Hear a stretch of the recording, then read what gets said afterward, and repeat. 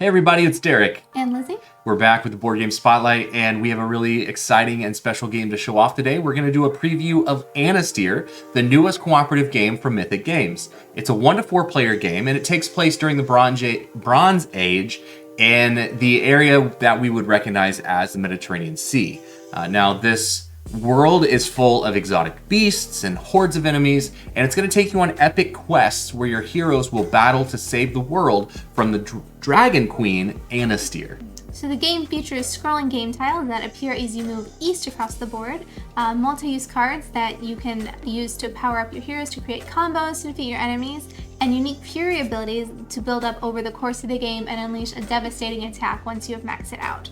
And of course, this wouldn't be a Mythic game without some especially great minis. The coolest aspect of these features creatures and heroes that have built-in magnets so the character can tame and then ride multiple mounts throughout the game.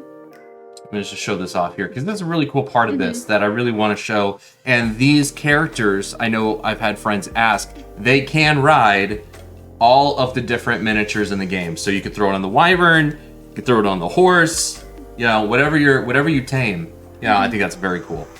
We'll put you on the horse this time. So the game does contain independent adventures that you can be done on their own, but the campaign is where the story is really going to shine, and it's going to allow you to slowly grow your heroes. So each adventure you go on will feature a number of quests, and these quests will always have a main and then sometimes a secondary objective to complete, which will allow you to move forward the story, and you will either successfully complete all the quests or all the heroes will be eliminated from the game and you will have to start over. There are 4 types of heroes featured in the story. You have the warrior, who is focused on combat. You have the tank, who is focused on, you guessed it, defense. You have the shaman, who has their specialty in art, which is the magic system that's featured in this game. And you have the rogue, who's balanced in all 3 of those. So the game consists of multiple rounds, and each round is broken into 5 phases, and they will always happen in the same order. You have the hero prep phase, the initiative phase, activation phase, enemy spawn phase, and the end of round phase. During the hero prep phase, this is where players are going to replenish their hand of cards, the technique cards that you have in your hand. You're going to have a maximum of 3. You can discard these cards to draw new ones, or you can keep what you had from previous rounds. I do want to note during this time that if you have severe wounds, you can't choose to discard those. Those are something that's going to clog up your hand of 3 cards. Then we move into the initiative phase. So these cards are laid out in order, and that is how you will take the turn throughout the game. So this determines play along with which player has initiative, which will be the first one in the queue. Once initiative is determined, players are going to go west to east or left to right, activating the various heroes or the enemies and even the region, like the land that you are in. So the region card, which is the Jade Sea here, is going to coincide with the event deck. And if the event deck ever runs out while the players are playing the game, over the course of the game, if it runs out and you need to draw an event, all players lose. So that is one of the lose conditions for the game.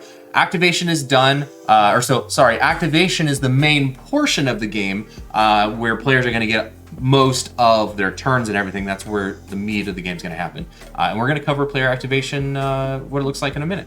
So once all cards in the queue have been activated, you draw a spawn card, and those new enemies would then be placed on the board. If the spawn deck is ever empty, you simply reshuffle and draw a new card.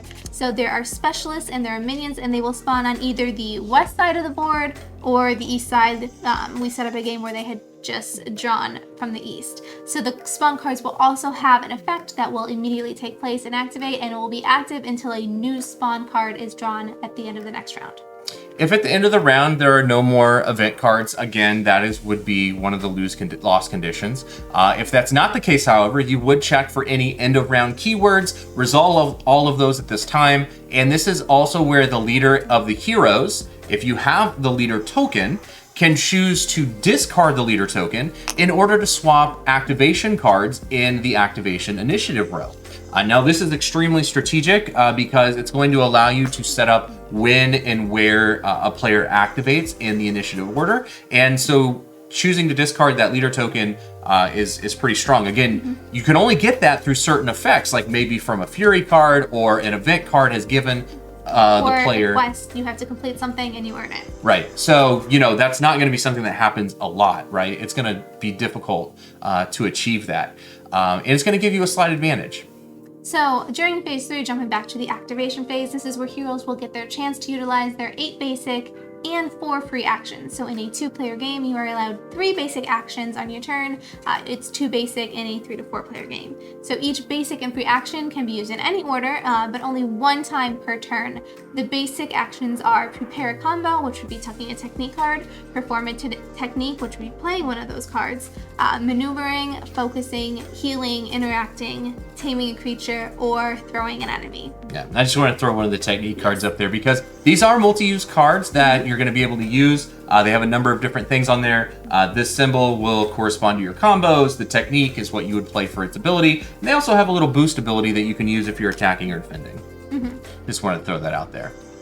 The free actions are only available under certain conditions, and those are triggering a combo, which we just talked about, unleashing your fury if you've gained your fury card, using a mount, like Lizzy's on her horse, or using loot. If you've gotten a loot card, you can choose to activate it at this time. So phase 3 will also see enemies activate, and they will always do the same action every turn. They will move and then attack.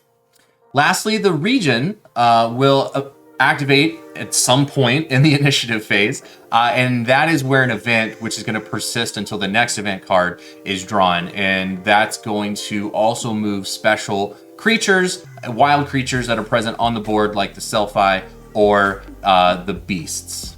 So the game progresses until the heroes have either completed all their quests successfully or the event deck runs out. Now this is a broad preview of the game, and we have only seen one scenario for it, so we encourage you to check out and follow the Anastyr campaign for way more content. And if you're watching this video, make sure you take a look at our live stream that will be coming up on Tuesday, April 19th. Yes. So thank you so much for joining us. We hope that this preview gave a good idea of what Anastyr the game looks like and what you can expect from it. Thanks so much for watching. Bye.